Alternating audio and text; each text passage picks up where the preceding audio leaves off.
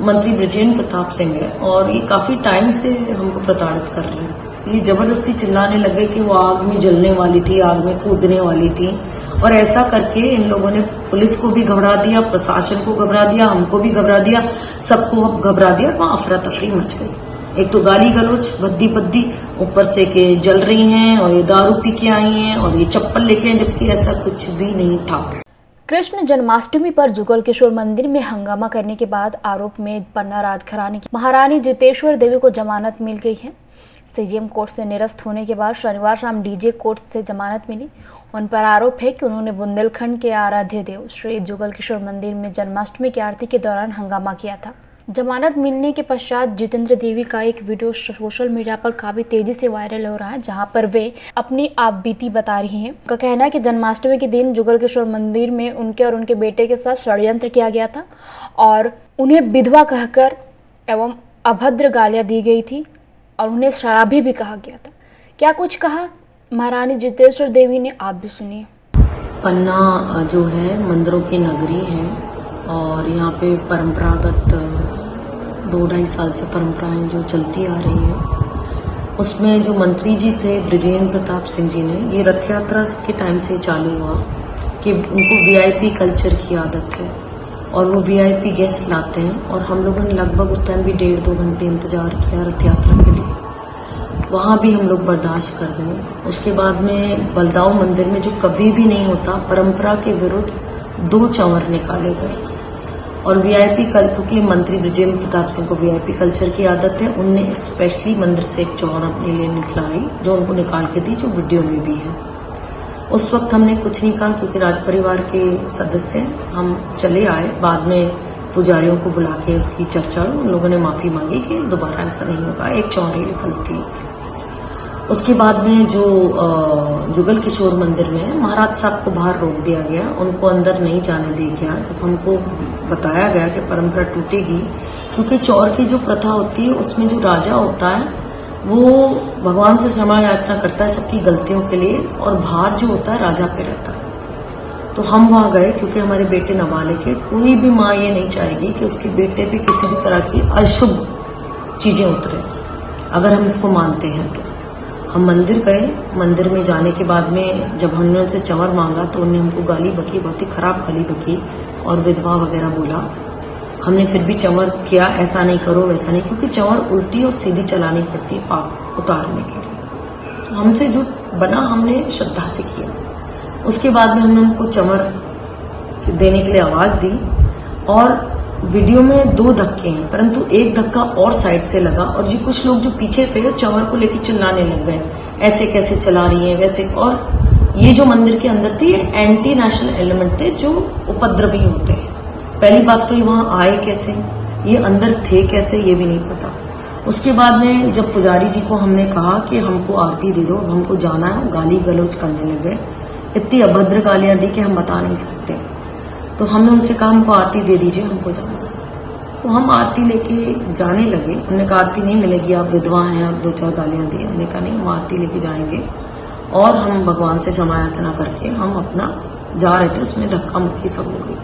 इतने में जो ये लोग थे ये जबरदस्ती चिल्लाने लगे कि वो आग में जलने वाली थी, आग में कूदने वाली थी और ऐसा करके इन लोगों ने पुलिस को भी घबरा दिया, प्रशासन को घबरा दिया, हमको भी घबरा दिया, सबको घबरा दिया। वहां अफरा तफरी मच गई। एक तो गाली गलोच बद्दी बद्दी, ऊपर से के जल रही हैं और ये दारू पी के आई हैं और ये चप्पल लेके हैं, जबकि ऐसा कुछ भी नहीं था।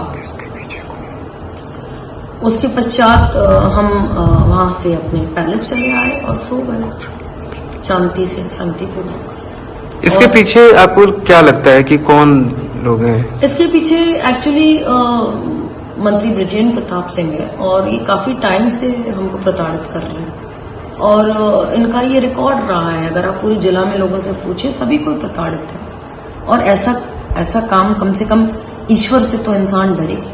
कोई भी आदमी ऐसा नहीं हो सकता कि भगवान के गृह में गर्भगृह में चले जाए। फिर हमें जब 12 बजे आसपास हम जब एसपी के यहाँ पे कंप्लेंट डालने जा रहे थे तो महाराज साहब को क्योंकि जयपुर जाना था तो हम ट्रेन पे छोड़ने खजुराहो गए। वहां से आए, अपना आवेदन बना के एसपी साहब के यहाँ जा रहे थे तो पुलिस हमें थाने ले गई और हमारी एमएलसी थाने में ही कराई और हमने डॉक्टर को ये भी बताया कि डॉक्टर साहब आप हमारा अगर ब्लड ग्रुप ले रहे हैं तो एक बार पहले भी हमारे साथ ऐसा हो चुका है कि हमारा ब्लड चेंज कर दिया गया है, तो आप प्लीज ब्लड ग्रुप भी लिखना।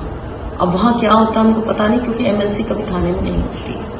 फिर वहां से हमने उनसे कहा कि धाराएं ऐसी हैं जो जमानती है, तो आप हमको यहीं से जमानत दे दो।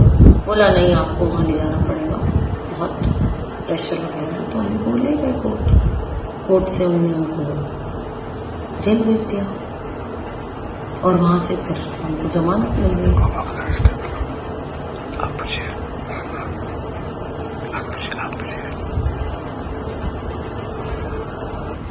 हमने अभी जितने भी लोगों का फोन आया है, हमने सबसे कहा है कि हम तो राजमाता हैं और राजमाता का कोई एज का क्राइटेरिया नहीं होता है, ओहदे का होता है। इस चीज को किसी भी तरीके से यहीं रोकना चाहिए। न प्रशासन के लिए अच्छा है, न पुलिस के लिए अच्छा है, न मंदिर के लिए अच्छा है, न पुजारियों के लिए अच्छा है।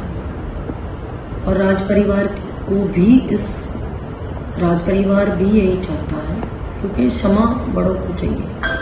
और अगर हम भी वही सब करने लग गए जो लोग कर रहे हैं, तो इसका एक बहुत गंदा उदाहरण है। जो हुआ उसका तो हमें बहुत बहुत आहत है और बहुत दुख है हमको, पर फिर भी जनता की भलाई के लिए, मंदिर की भलाई के लिए, पुजारियों की भलाई के लिए, समिति की भलाई के लिए, प्रशासन की भलाई के लिए, सबकी भलाई के लिए इस चीज को सबको बैठ के इसको सुलझाना चाहिए, उलझाना नहीं चाहिए। और मेरा सबसे निवेदन रहेगा कि कृपया करके इस चीज को उलझाएं ना, और अगली बार जितनी भी व्यवस्थाएं हो उसमें मेरी विनती है कि ये त्रुटियां ना हो। पन्ना महाराज छत्रसाल द्वितीय ने वीडियो जारी कर कहा कि लोगों ने अभी एक तरफा कहानी सुनी है, देखी है।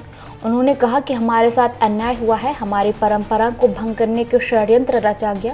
इसमें पहले तो मुझे मंदिर जाने से पुलिस प्रशासन ने रोका, फिर मेरी माँ को चौर डोलाने के दौरान मंदिर में घसीटा गया। आप भी सुनिए क्या कुछ कहा महाराज छत्रसाल द्वितीय ने।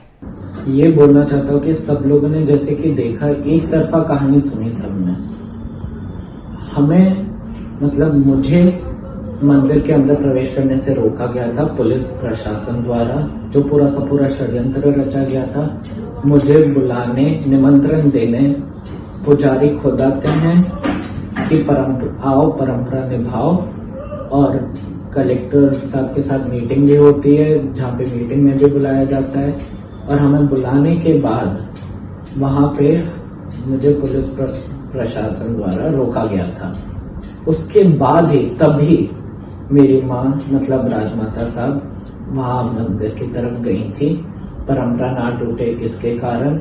और सबको पता था कि गुस्सा आएगा, क्योंकि अपने बेटे के साथ अन्याय देखते हुए एक माँ कैसे शांत रह सकती है। पूरा षड्यंत्र रचा गया था कि पूरा पब्लिक में ये सब कुछ हो, बदनामी हो।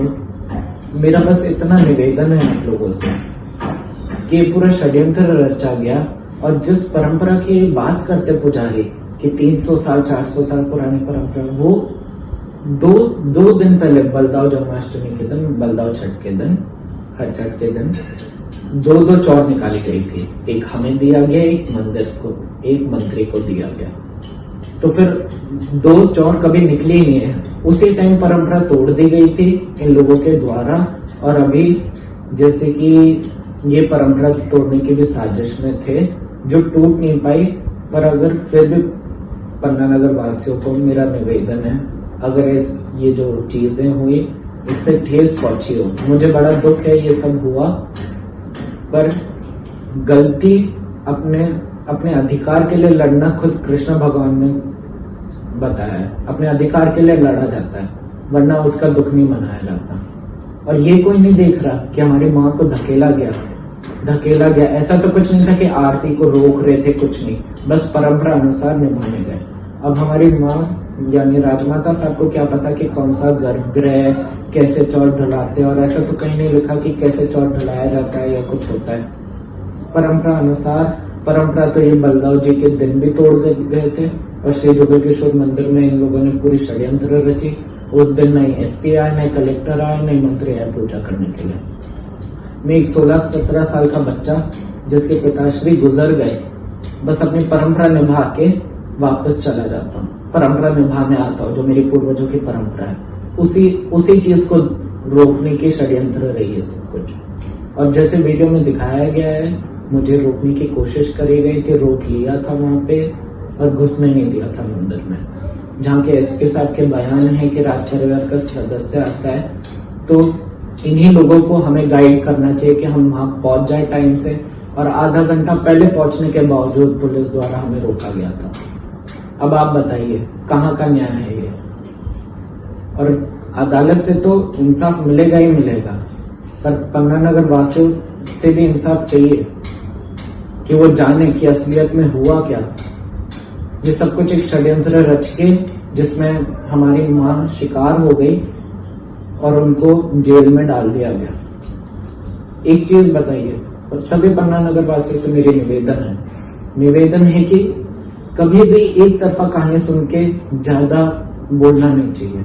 आप सोचो कितनी ठेस पहुंची होगी मुझे ठेस पहुंची है कि ये सब कुछ मंदिर में हुआ, पर एक माँ अपने बेटे के साथ ये अन्याय होते हुए नहीं देख पाई, अपना अधिकार के लिए लड़ने गई और अधिकार के लिए लड़ते रहे।